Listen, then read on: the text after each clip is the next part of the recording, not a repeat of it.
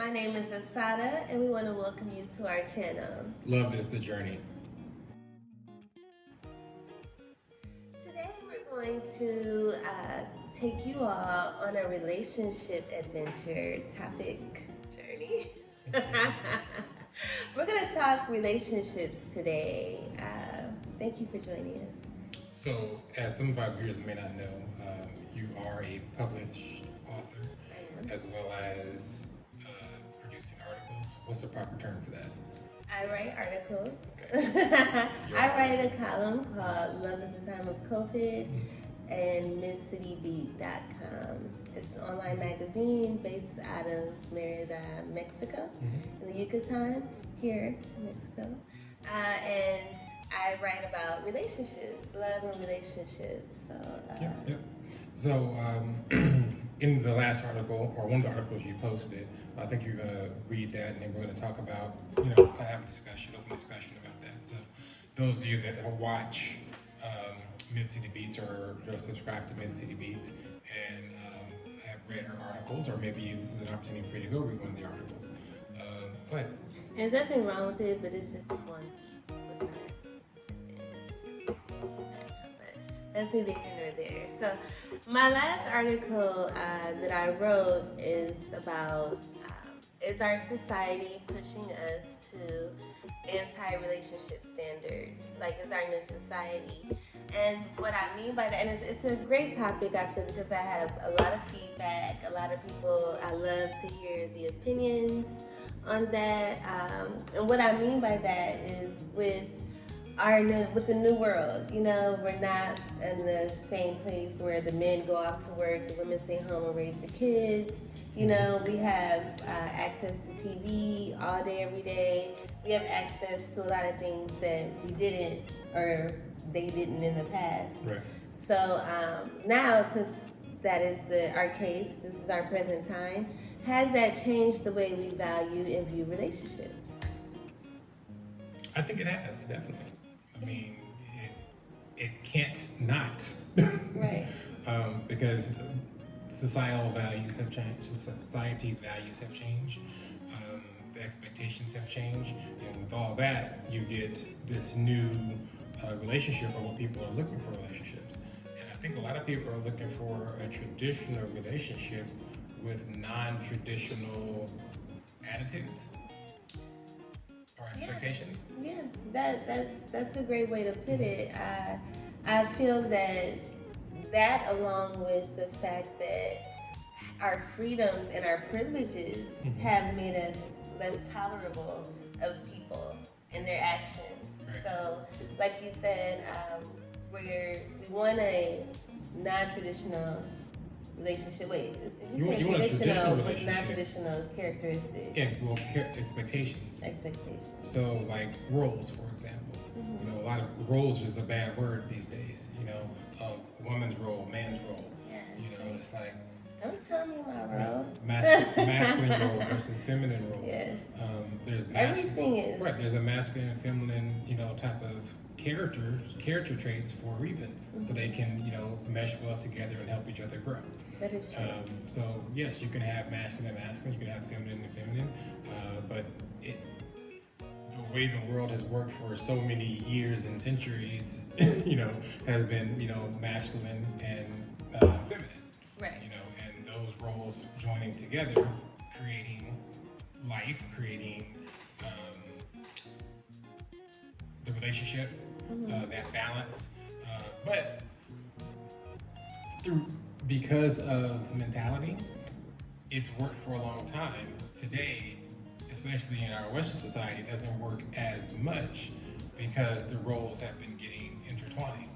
Yeah, the roles are intertwined. And like I said, with the roles being intertwined, people are a lot less likely to tolerate things that they used to. Right. So marriages lasted a long time because the woman depended on the man. Right. It was a stereotypical man-woman relationship the woman depended on the man to have her family and kept in the way that she wanted. Yeah. So she would maybe tolerate a situation that she didn't want to. Mm-hmm. Today's woman doesn't have to tolerate anything. You know, she makes her own money. She has her own career. She owns her own business. So therefore, I do speak to a lot of women, especially my successful friends. When I say successful, I mean financially stable. You know, they own their own home. You know, they're high in their career. That level of success, because success can be different levels, you know, on your own level. But in this term, the working woman, the successful working woman, and they find a really hard time being in a relationship, you know? Successful in life, not successful in relationships. And yes. Unsuccessful versus successful, I mean. Right, yeah. Like, are you successful? Are you successful? That's a great point. That's a great point. It depends on your definition. And that's part of the anti-relationship society that we're entering in, because a lot of people feel like, I have my career, I have my house, I don't need a relationship. I'm financially independent, therefore I don't need a partner. And so that is where But they won't.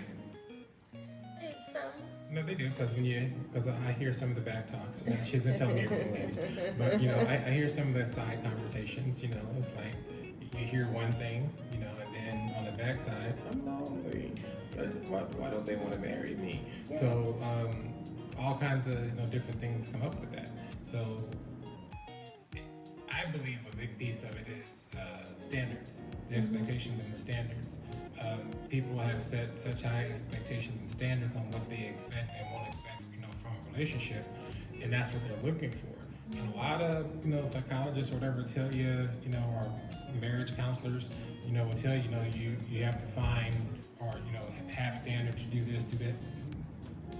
I personally believe your standards need to be thrown out the window to a degree. You need to find somebody that truly makes you feel special and truly helps you be the best you. That person might not have the money, that person might not have the beauty, that person might not have the intelligence or intellect that one might want, a great family structure. Damn, I'm not saying one person have all these things. I'm saying they might have these, but not this. Okay. So, but that's the point. I've seen women, family members, people close to us, push people away because of one or two things. Oh no, that's true. That they can't deal with. Yes. And I'm like, okay, well, it's good to know that you can't deal with that. But what else did they have? And how bad is that thing you can't deal with? So in any relationship, that perfect person is going to have quirks about them that you don't like. That is true. Even if it's that they won't do this. They're so perfect, but they just won't do this. And I really want this. That's so true. And even outside of those expectations, it's the comfort that our new society is allowing us. Because I remember when I was younger, I'm an 80s baby, I remember static coming on the TV at a certain time. And that's when, like that song with Lenny, he said the TV went off. And I'm like, God, the TV went off, because TV used to go off. You could not watch TV after a certain time. And then I guess when your daily programming has ended. Yeah, and you have to go to bed. You have to go in there with your significant other and go to sleep, have that intimate time. And so now, you can binge watch. I hear that all the time. People binge watching series. A series that used to take months to get through, you can get through it in one day. And you have them on here. Yeah, you have them on here. You have so many distractions and things that you may really feel that you don't need a companion. But what if they took Netflix and 24-hour streaming away? How would you feel? Right. You would need or want a connection with a person. So with our new society, you feel that, you know what, I'm good. I got my dog, I have my bottle of wine, I have my Netflix, and I can chill by myself with nobody bothering me and worrying me. And that's kind of the worry, actually, because we should be kind of bothering and worrying each other. I mean, not in a negative way, but in human interaction. Right. Because it's creating an isolated society that is less tolerant with people. Very true. So that's something that I've observed, and I definitely want to know what you all think about it. What do you all think about our society, our new society? And then for the young people coming up who don't know about a time when there wasn't 24-hour streaming, it's a whole new generation of people who are used to not focus on humans. Right.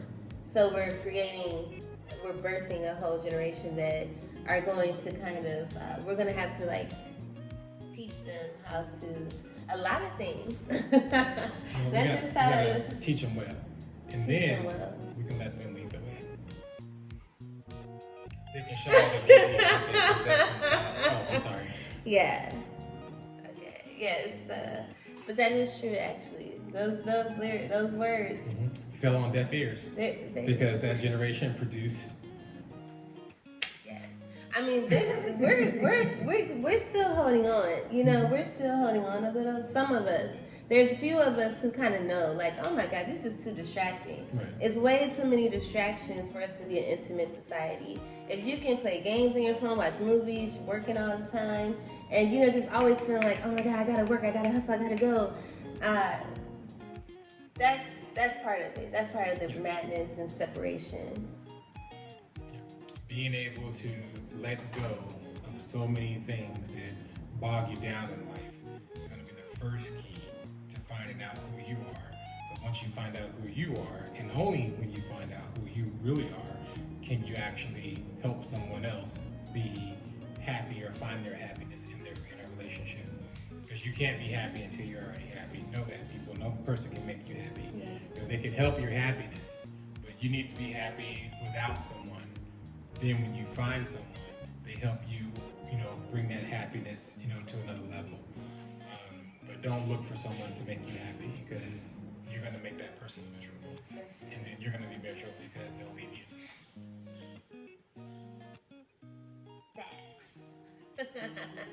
Like and follow for more. Thank you. Thank you for joining us.